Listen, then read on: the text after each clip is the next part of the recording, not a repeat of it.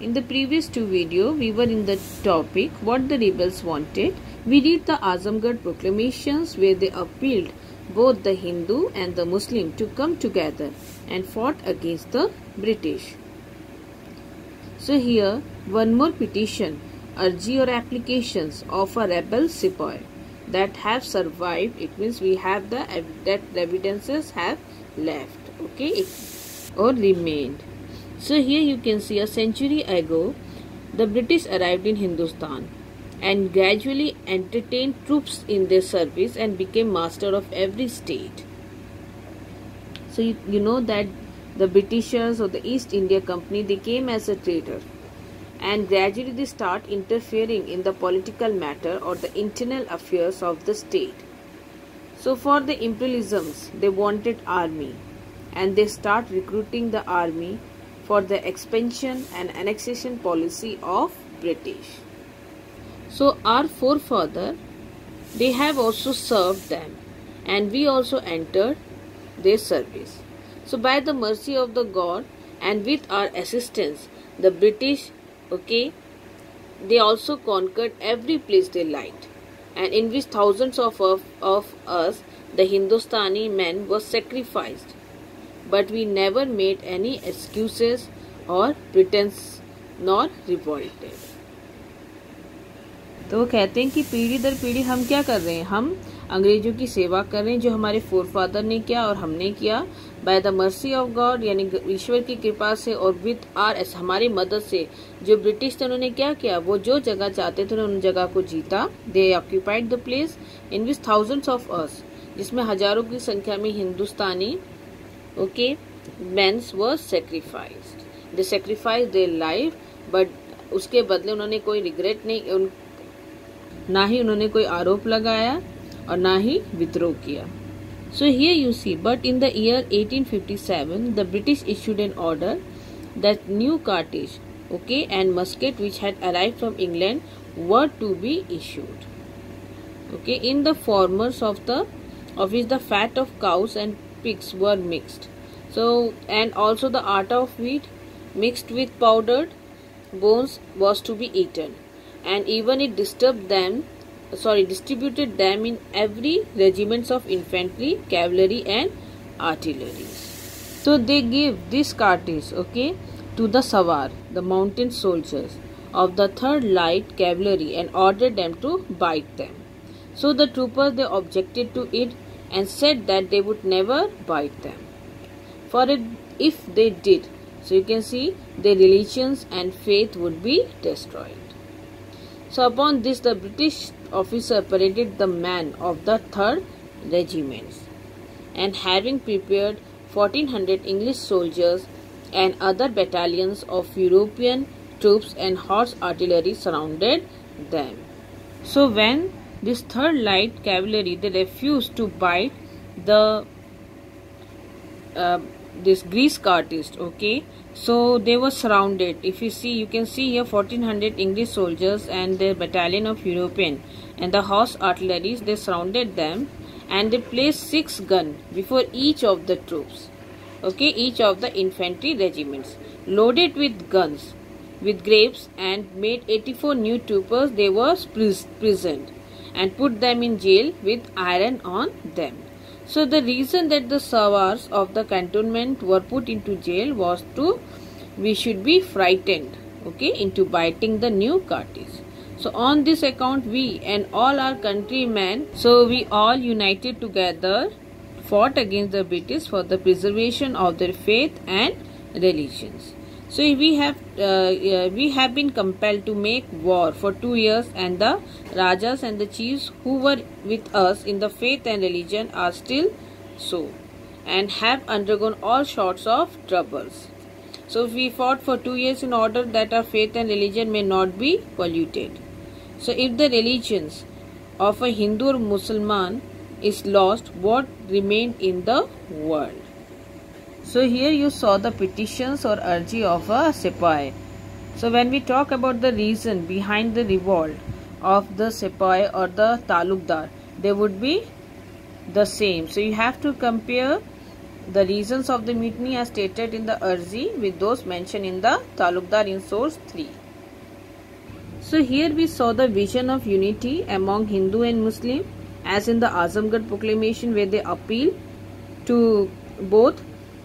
Okay, so again it was again the symbol of oppressions. They here the oppression are the Britishers. Okay, so if we talk about these proclamations, they completely rejected everything that is associated with the British rule or the Firangi Raj as they are called. So they condemned here you can see the British for the annexations. Okay, so they criticized the British for occupying the territory they had carried out. Okay, and the treaties they had broken. Here, as we saw in the subsidiary alliance, were made earlier and later they broke down the treaty and annexed the empire as later in Doctrines of Land.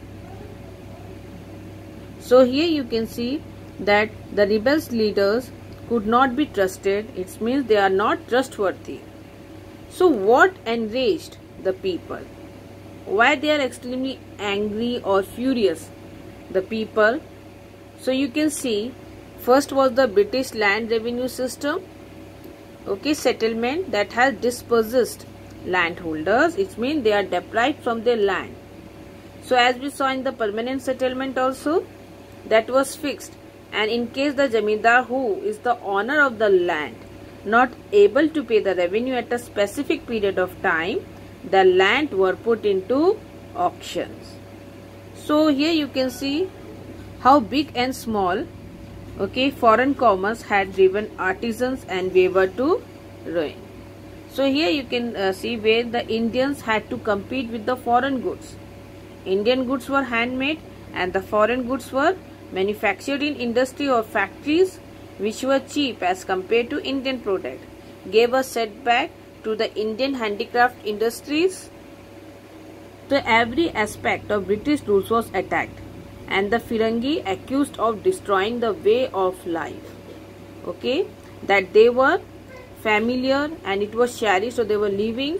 So they want to restore all that they have lost during the British period.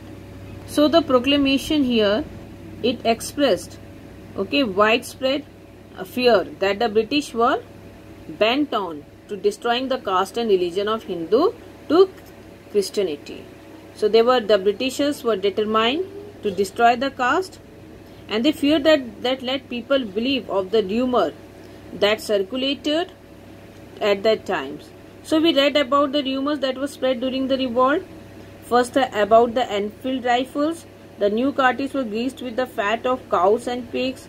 The British had mixed the bone dust of cows and pigs into the atta that was sold in the market and town, and the prophecy or the prediction that the British rule came to an end after 100 years of the Battle of Plassey. It means Battle of Plassey in the year 1757, and after 100 years 1857 this British rule came to an end.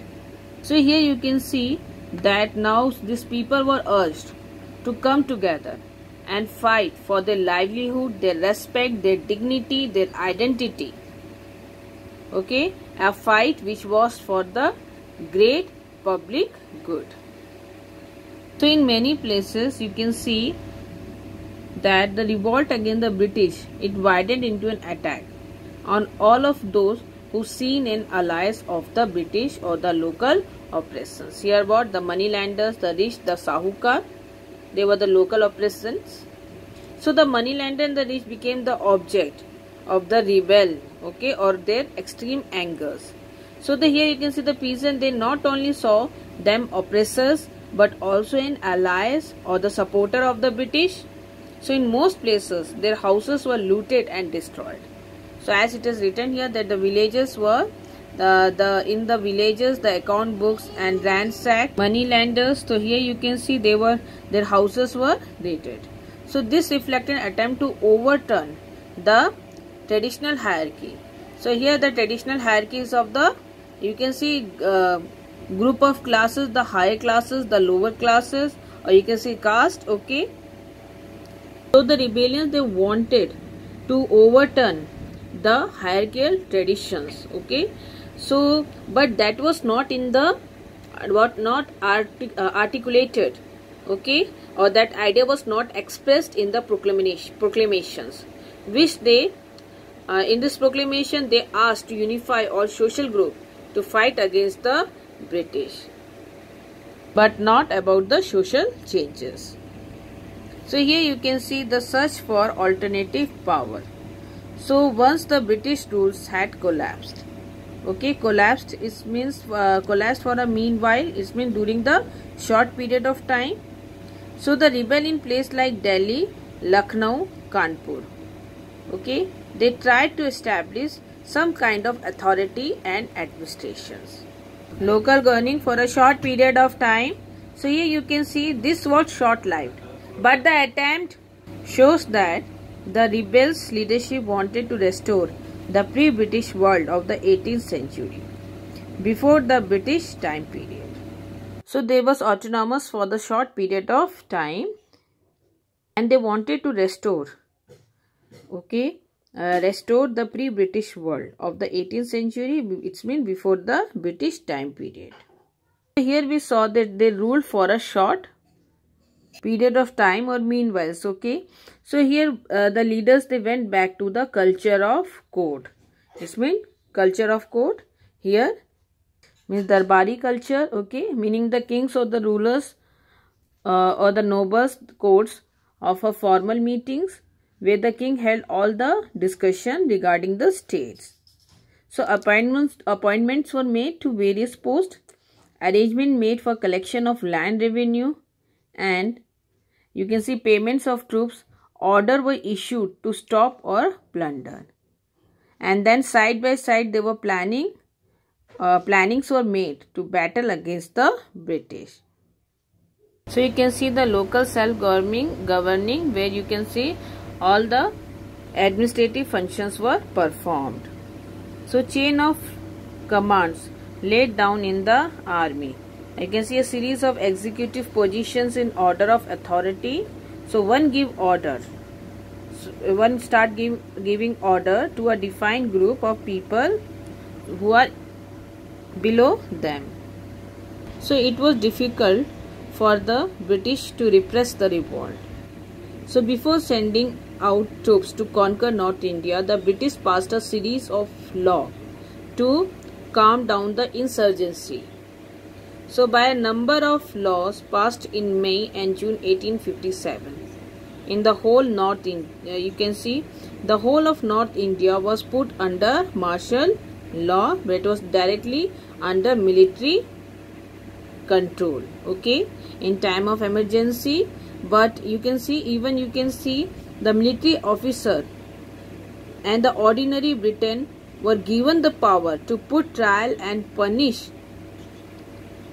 the Indians, okay, if they were suspected to be rebellion. So here law and trials were suspended, and it was put that the rebellion had one punishment, and that is death. So with this newly enacted law here, to impose the martial law first, and the second is what? Death sentence. And the reinforcement they brought in from Britain, the British began the task of suppressing the revolt. So like the rebels, they also recognized the symbolic value of Delhi. So here the British, they mounted a two-pronged attack. Two-pronged attack means they sent two troops to attack from two sides, okay. One force they moved from Kolkata into North India, and other from the Punjab, which was largely peaceful, as sense that there was less rebel area, or it was a less active area. So you can see, to reconquer Delhi. So to occupy Delhi, the attempt began from the year 1857. But you can see it was only in late September that the city was finally captured. So there was a fight between two sides, the rebels and the British, and the losses were heavy from both the sides. So one reason for the heavy losses was the fact that rebels from all over North India, they had come to Delhi to defend the capital. And when we talk about the progress of British conquest in the Gangetic Plains, you can see was very slow. The force had to reconquer the area village by village. So the people around the countryside, okay, they were entirely hostile, or they believed them as an enemy. So as soon as they began their counter-insurgency operations, it means they take military action against the rebellion or the rebels, the British realized that they were not dealing with this mere mutiny, but an uprising that had huge population support. So as they take the military action against these places, especially in Awadh, they come to know, or in this Gangetic region, they come to know that they were not dealing with few mutiny, okay, but they are dealing with this mutiny were having a major support, okay, support of large populations behind them. So it was difficult for them. It was not an easy task to repress the revolt. Okay, so here you can see in Awadh, for example, a British official called Forsyth estimated that 3/4 of the adult male population was in rebellion. It means 75% of the adult population was involved in this revolt. So the area was brought under control only in March 1858 and protected fight, okay, after a prolonged fight, which they were not expecting that the revolt will be long lasting. So the military, they used the British, they used the military power on a great extent. So but this was not only the instrument they used for the suppression of the revolt. So in large part of the if we talk UP, okay, where big landholders present, they offered united resistance. It means they fought together. The British tried to break up the unity, as they promised to give back to the big landlord their estates. So whoever were loyal to them were rewarded, and the rebellion's landholder were dispossessed, or mean they were deprived of their land. So many landholders, they died fighting the British, or they escaped into Nepal, where they died of illness or starvations. So here we saw that how the revolt was suppressed by the armed forces, and instead of that they rewarded the loyal landholders and they punished the rebels landholders. They followed the policy of reward and punish.